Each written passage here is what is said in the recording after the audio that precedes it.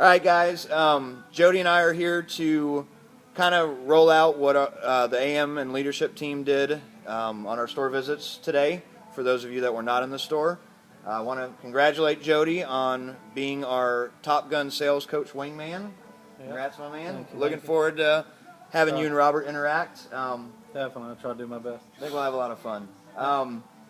But the part of the buying process we're talking about today is closing, which you're very good at. Last month he blew it out of the water. But as far as closing, our guests give us two types of buying signals. So what two classifications would there be? I guess the two classifications would be verbal and nonverbal buying signals.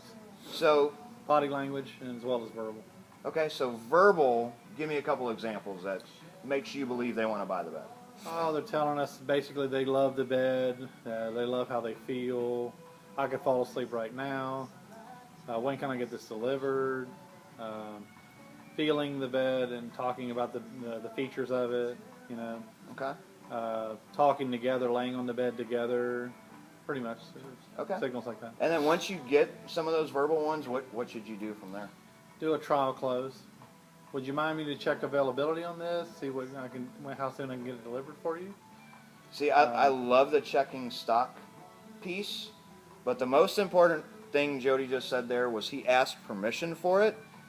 If you don't ask for permission, you're not able to do what I like to say is check their temperature. But if you want to ask permission opposed to just saying, let me go ahead and check stock for you, because it's not giving you any feedback. It gives them the power of choice. You know, they had the freedom to choose. You know, you're putting the ball back in their hands. You know, after or the candy back in their hands after you pulled it away. Right. You know? And to back up real quick, give me a couple examples of non-verbal buying signals.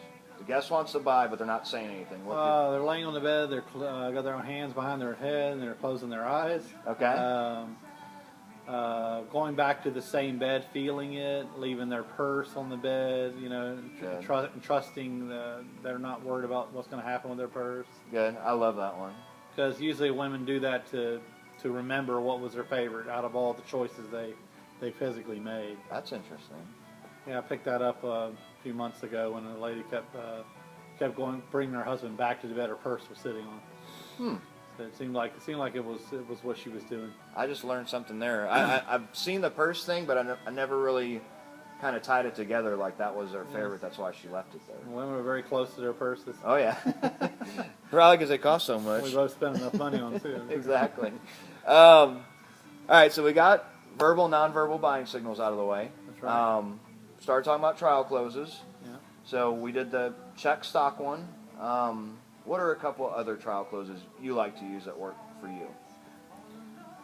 I would say, is this the best bed for you out of all the ones we've selected? Okay, good. Yeah. You think you would want to pick up or have it delivered? Very good. Okay. And then the easy one, what are some direct closes? Just well, let's get this wrapped up and get it delivered this evening. I believe I have some windows open. Okay. Give me two more. How soon do you want it? Okay. Will you be getting the power base with it?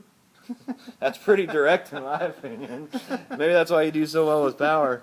All right, and then one last piece, and this goes, Jody kind of mentioned it earlier, the assumptive close or assumption close.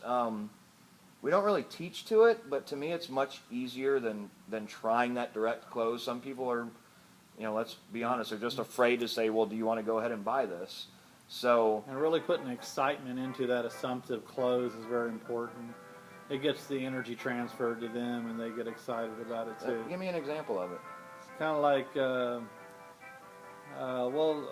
you mind? Let me check stock on this right now. I believe I could possibly get you delivered this evening. Can I check that real quick? Sure. Yeah. So then you go check it, then I come back and say, I actually got some available, and we can actually set it up within a 3-hour window tonight. How's that sound? Just follow me over here. Yeah, follow me back.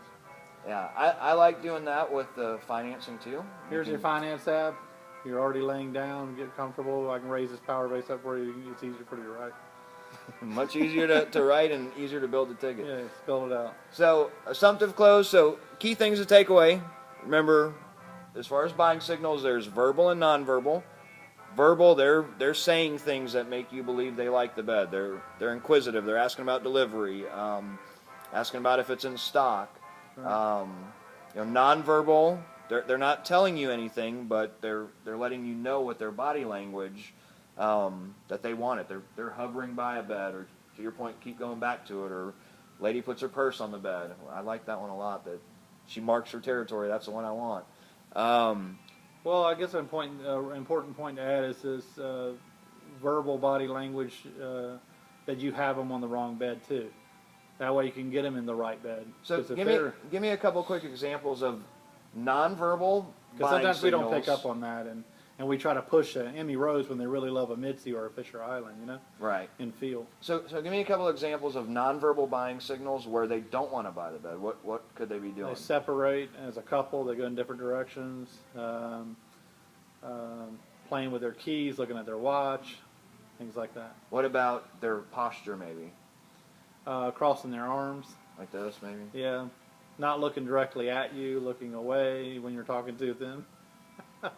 Usually things like that. The interest just kind of going out the Yeah, window. exactly. So there's a whole psychology piece behind what we do. Determining who is the decision maker between the couple too, because you may think it's the man, and you're offending the woman because you're paying too much attention to the husband. Very true. And I've had, I learned from my mistakes, and you got to treat each of them as equal, but then decipher really what he's going to say. Usually, it's really up to her, and he'll emphasize that a lot. While if you're talking too much to him, And you you got to pick on that and switch. You may do it directly. non-verbally too. Exactly, you got to switch directly to her. That's another good piece. So, verbal, nonverbal, trial closes and direct. Just remember two key things: that trial closes, you're trying to seek an opinion, where a direct close, you're seeking a decision. So, trial close, you're taking their temperature, see if they're serious about it or not. Direct close, Exactly. you're just flat out asking for the business. Awesome. And then don't be afraid to use the assumptive close. My favorite one, and then we'll let y'all go, is, Jody, would you like me to go ahead and check stock on this one? Yeah, I think so. Okay. I'll go to the computer. Oh, by the way, what's your zip code? 77379. Okay. Now I know where you live. I'll go to the computer, look up stock and delivery availability. I'll come back and say, Jody, good news, we've got it in stock. I can have it delivered to you tonight between 6 and 9. Do Or you tomorrow. haul away? Yeah, we haul away. But I can do tonight, 6 to 9, or tomorrow, 2 Another to verbal 5. buying signal. or tomorrow, 2 to 5. Which Right. would be better for you? 2 to 5. Okay, great. Follow me over here. We'll get your information. And that's an assumptive close. So, thank you guys. Thank you, Jody. We'll be Nail it, guys. doing some more workshops with you guys going forward. Thanks for your time. Thank you, guys.